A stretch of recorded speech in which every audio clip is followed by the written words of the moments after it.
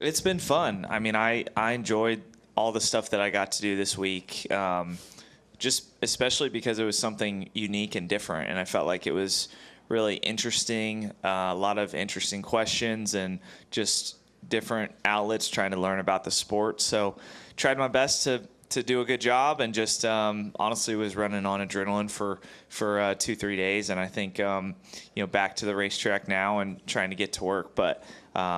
Yeah, I enjoyed it. As much as I am quiet, I feel like most of my quiet time is spent at the racetrack when I'm trying to do my work and focus on my job. Stephen Toronto, CBS Sports. It was referenced that you were in New York, and I feel like I want to say you've been there before, but I know this was a pretty extensive experience, so I guess I'll ask, how was the media tour, and how did you enjoy your experience in New York City? Yeah, so my sister lives up there, so I go up and visit her probably once a year. But yeah, I enjoyed it a lot. I mean, like I said, it was a lot of cool outlets, and just. I mean, I think the best way to go around New York is in a car service, just going place to place. So we didn't have to walk anywhere. So it was a very unique situation, but very cool, and just thankful to NASCAR that they put that together. I wasn't sure how it was going to go getting on the plane Monday night, and I was a little bit nervous about it all, but I thought they managed it really well. So it was super smooth, and the Empire State Building was probably one of the coolest aspects, just being able to go up there and see the views. You mentioned all the different media outlets trying to learn about NASCAR, and you're on SNY, and were you on WFAN by any chance? Probably so. Okay, just checking. But the the thing about winning the Daytona 500 is that it really is transformative in the sense that it takes someone's standing in the sport to an entirely new level, and you've in the past week and going forward, you're really going to be serving as an ambassador for NASCAR and for the Daytona 500. I guess what I would ask you is, I know it's only been 5 days, but have you started to grasp exactly what being the Daytona 500 champion has done and will do for you? I don't think so, not yet. I mean, just there's a lot of different aspects to it. I feel like the big thing for us is being able to start the year like that with a lot of momentum for a lot of different reasons. For our team to be able to lock ourselves in, and also for sponsor engagement, things like that. So I feel like for me personally, it just is it's a huge relief and something that I'm really excited to carry down the road. Reed Spencer with the NASCAR Wire. This is a process question. You've had great success here at Atlanta. How do you negotiate the two different pit road speeds from the time you get off the track? Do you have how do you know how fast you're going? Do you have two sets of lights? Do you downshift during the during the 90-mile-an-hour section? That sort of stuff. Yeah, it's a great question. What I vividly remember from last year is just coming off turn 2. There's a couple brake markers, and I feel like they did a good job last year, kind of bringing those brake markers into play, but. Typically we don't use the left side of the track to really, judge where we're going to brake for pit road on an oval. So it's very unique. And then, like you said, you're not getting down to 45, you're getting down to 90. So the gearing is a lot different. The lights are built way differently. I think we chose to go with third gear this time. Last time we were in fourth. So I feel like just trying to understand the cadence there. My engineers have sent me a bunch of stuff and some layouts to make sure I'm aware of what lights I need to run. But biggest thing is don't speed, because you're under green. Going that section is not that important in comparison to being a couple laps down here. So you can go a couple laps down with how long that pit road is now. Your race is ruined. So you just got to not speed. Lee Spencer, Catch Fence. Your father couldn't be at Daytona. What was it like when you finally saw him for the first time? Yeah, so I didn't see him till later in the week. He's still he's better now. He just had a pretty severe cold, but yeah, the coolest part was I was driving home from the shop on Wednesday afternoon after we did the toast, and it was maybe our second or third conversation on the phone, but he, we were just talking about the race, and something came up about racing for Dale Jr. and how, in 2014, that's the last time Hendrick won a 500, and that's when I was driving for Dale in the late models, and he was just super emotional, and I've never really heard him over the phone get that choked up, but it was really special to hear that, and just to, having been through this journey with him and going to the racetrack every weekend together, starting out, it was very special. So you haven't seen him physically yet? I did. I saw okay. him Thursday. So yeah. But yeah, we got to share some time and with my whole team really. So we did a little party downtown. You've made two grown men cry, your dad and Rudy, right? I mean, it's a little crazy for sure. I never thought I'd see the day when Rudy would cry, but he was a basket of emotions up there. I was told it took the Netflix deal for you finally to get in the back door at Lego. Is that accurate? Yeah, I mean, we're working on it for sure. I'd love to have a Lego car out there. I think they could do so many unique things with that design, but certainly still going to build, and I got to work on my next project here soon. I got some ideas, so they're going to send me quite a few sets, so it'll be nice.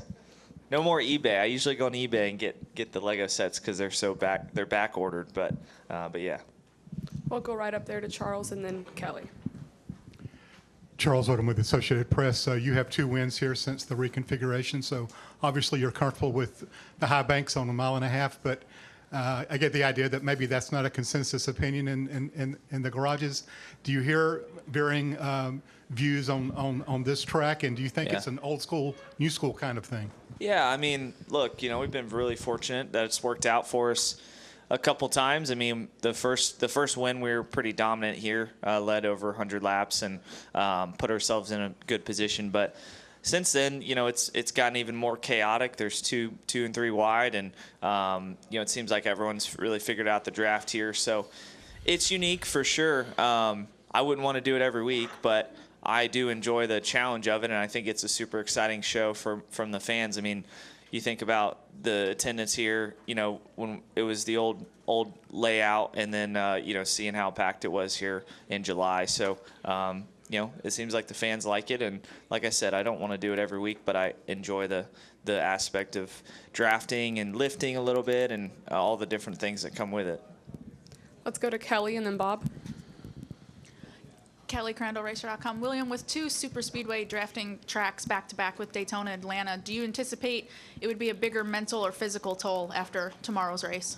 Yeah, I mean, look, I think in the off-season I was like, man, don't crash in the first 2 races because you're going to be pretty beat up. So, I think it'll be physical for sure if you're in some crashes. But, this track is not overly physical. It's kind of right there in the middle, I would say. But as we get to some of the short tracks and really the schedule in March and in April, it'll be, you'll need to be prepared for those. But we got a little ways to go, so there's still some, training and prep to try to get ready for this stretch here. Bob Pockers, Fox Sports. The fact this race is now in the playoffs, does that change anything as far as maybe that you're locked into of trying something, or does it change the dynamic at all for you? Yeah, I mean, it just makes the race a little more important for us. We just have to have a notebook for this race, and so we need to understand what our setup needs to be and kind of tinker with that going here back to the fall. So we can't really try much here because we want to have a good data point for the fall and knowing, hey, our car drove pretty well. So, lots out of your control here, but, hopefully we can have a good driving car and good strategy and, just get a little bit of an idea for the fall. Yeah, I think you wouldn't put a whole lot of weight, especially coming off, a win. Last year here, we just had the point penalty, so we had a lot of making up to do. But this year, it being in the playoffs, there's a new importance to it. Let's go to Dustin, and then we'll go right back here.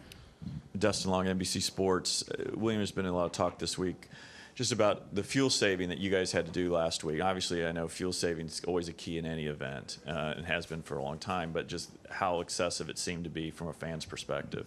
Yeah. Is there anything that can be looked at or considered in terms of that would allow you guys not to be as focused or concerned about fuel saving in a speedway type of race like last week? Yeah, it's a very complex problem because, I think anytime, if you shorten the amount of fuel we have in the cars, you're just going to make the windows smaller, and then you're going to have the same issue or the same thing happening where you're trying to have a shorter pit stop. So it's just evolution and technology, it's really just humans figuring out what the best strategy is. So I'm surprised it wasn't more of a thing earlier on, but I think with this package, having track position be so important, with there being so much drag on the cars and really too wide, it's very difficult just to shoot your way to the front from the back. So I don't know what the adjustment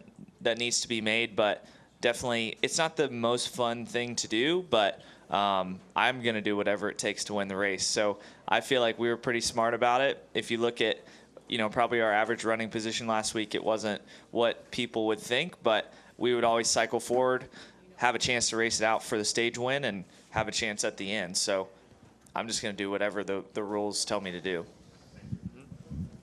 Steve Wilson, SpeedwayDigest.com. So you're the first Daytona 500 winner to start on an E-platform, and now it's kind of perpetuated itself between amateur drivers and even now teams starting their own teams to bring some of these drivers into the fold in a non-traditional route. As you look to those who are starting that kind of career path and not getting directly into a car first, what do you see as far as those next group of drivers that are coming up, and what would be a suggestion to them as they start their career in kind of a path that you did versus getting in a car first? I think just having fun with it.